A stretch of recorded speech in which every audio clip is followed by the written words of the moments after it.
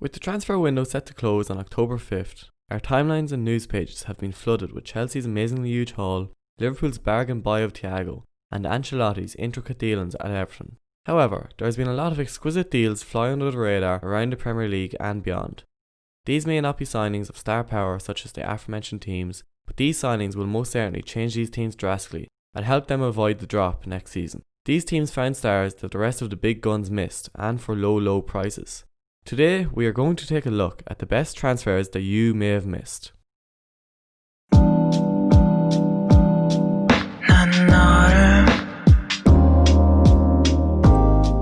Sheffield is the team, other than Chelsea, that has impressed me the most in the Premier League this season. If it wasn't for Sheffield's poor start to the season, with losses to both Aston Villa and Wolves respectively, this video would most likely have been a deep dive into Sheffield's transfer dealings this summer. Bringing in 6 players this window, I feel 4 of them are fantastic transfers. Heralded for their incredibly defensive stability last season, it was clear to all that Chris Wilder really needed to add strength and depth this season, as well as add a couple more prominent attacking options. They first brought in young Ethan Ampadu from Chelsea on a year-long loan deal. Ampadu has long been highly touted by Chelsea and Chelsea fans alike. A dynamic youngster who can play either in defence or as a defensive midfield player. He looks very calm on the ball and is very confident carrying the ball out from the back before finding a midfielder or pinging a well-placed long ball up to his forwards. He is impressed in pre-season for his new club and is sure to get game time in the Premier League this season. Following that, Wilder negotiated a swap deal with West Brom which involved swapping striker Callum Robinson for exciting winger/striker Oliver Burke. On loan at Alaves last season, Burke didn't impress too well, only scoring 1 goal and 2 assists.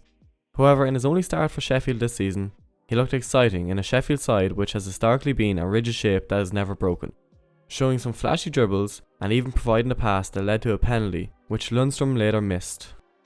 However, the piece of business I want to look most in depth at is the signings of Jayden Bogle and Max Lowe from Derby County for a combined fee of around £7 million. With current fullbacks Enda Stevens and George Baldock 30 years old and 27 years old respectively, this was an obvious position that needed improving, not just for the present but for the future also. At the ages of 20 and 23, Jayden Bogle and Max Lowe are perfect replacements for these veterans, as they are not only young prospects but are already established first team starters at Derby. They also offer versatility, as both players offer 2 different aspects to the game, with Jayden Bogle being a more attacking fullback who can create and score goals, and Max Lowe being a more defensively sound fullback. The stats also back this up, and even suggest that these 2 are not only an upgrade for the future, but an upgrade for the present also. In the Championship last season, Jayden Bogle scored 1 goal and provided 5 assists, compared to George Baldock's 2 goals and 3 assists. Bogle also averaged 0.6 key passes and 1.7 dribbles per 90 minutes, in comparison to Baldock's 0.5 key passes and 1.1 dribbles per 90.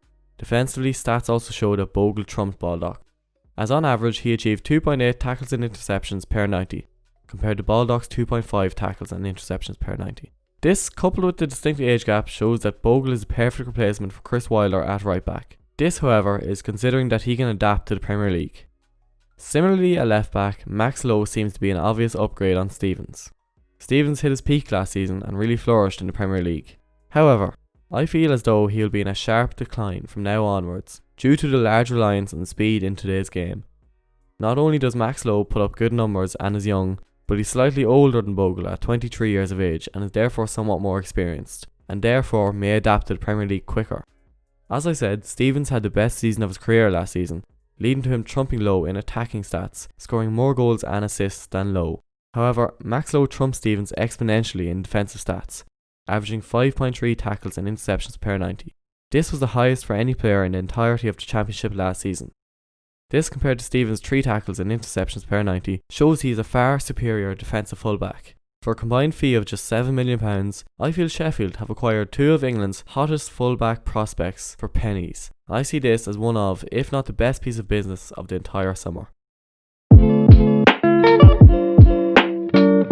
For a fee of around £1.9 million, I feel this purchase is one of the most overlooked and underappreciated transfers of the entire transfer window. With a lot of people writing off Fulham before the season even started, I feel people chose not to pay attention to this amazing transfer. Robinson is a highly touted young English right back who had a breakout season with Wigan last season, garnishing attention from across Europe Robinson even had a £13 million transfer to AC Milan fall through before joining Fulham. Robinson is a defensively solid fullback who offers an attacking threat with very good dribbles. He averaged around 4.2 tackles and interceptions per 90 minutes throughout the season, as well as averaging 2.1 successful dribbles, the 8th highest in the league and the most for any defender. On top of this, he averages 0.8 key passes per 90.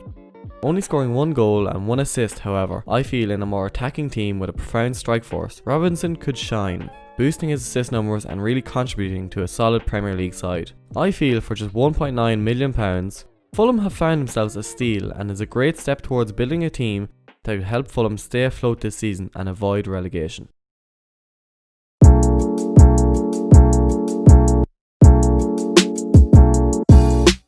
West Brom are another team that has impressed me a lot this season with their transfer business. Another team that fans and pundits alike have slated to go straight back down. It was evident that Slaven Bilic required a good few reinforcements in order to stay afloat this season. They first brought in an experienced Premier League performer in Branislav Ivanovic. Ivanovic was the best right back in the league in his day and will bring a lot of Premier League experience to a young team that really is lacking in that field. On the flip side, they brought in young and relatively unproven centre attacking midfielder Conor Gallagher on loan from Chelsea. Gallagher has only played for Chelsea's under-23 squad so far, however is highly touted by his coaching staff and shows a lot of promise. They also brought in centre-back Cedric Kipre from Wigan, who had a stellar season in the Championship last season and got him for the bargain price of just £900,000. The Baggies' most high-profile signing of the transfer window, however, was that of Grady Diangana from West Ham. This deal brought with it a lot of controversy, although not for West Brom. The Hammers fans was outraged at the fact that such a great homegrown prospect was let go for such a low price of just £12.2 million. Following a breakthrough season at West Brom, it was clearly a silly move on West Ham's part, as this 22-year-old winger is clearly set for big things in the future. However, the deal I would like to take a deeper look into is that of Matheus Pereira. Following a very impressive season with the Baggies in the Championship last season, West Brom decided to make his move permanent for a fee of just £8.25 million. This, in my opinion, could turn out to be the biggest bargain of the summer, as the 24-year-old Brazilian forward has everything it takes to take the Premier League by storm next season. With 16 assists, this the highest in the Championship last season, along with an average of 2.8 key passes per game, Pereira will undoubtedly be up there with the best playmakers in the Premier League next season, and will be a player for West Brom that can make goals out of nothing when they need them most during their relegation battle. On top of this, Pereira came up with 8 goals himself last season, proving that he can not only create but he can also finish himself. As well as taking on an average of 2.6 shots per game, he will no doubt be a threat to Prem goalkeepers all year long. He also proved he's more than just a playmaker and a passer by completing 1.5 dribbles per 90, proving that if the right pass isn't on, he's willing to take on the defender himself with his fast feet and samba influence. These stats show that Matheus Pereira was undoubtedly the most dangerous attacker in the Championship last season, and considering he can transfer these stats over to the Premier League this season, a fee of £8.25 million is an absolute bargain and the perfect first step to helping West Brom survive this season. These assumptions are then backed up by his performances at the start of the season so far, as he is shown to be a great threat for West Brom, getting a goal and 2 assists in his first 3 starts, as well as forming a dangerous duo with Grady Diangana. As I said, these transfers might not be the best transfers or the flashiest, or even the most expensive, but I feel that these transfers were the best Premier League transfers that may have just flown under the radar, and that you, the fan, may have missed. Let me know what you think of these transfers in the comments below, and let me know if you want me to cover any other leagues in a similar fashion. If you've enjoyed this video, please consider leaving a like, and consider subscribing if you'd like to see more.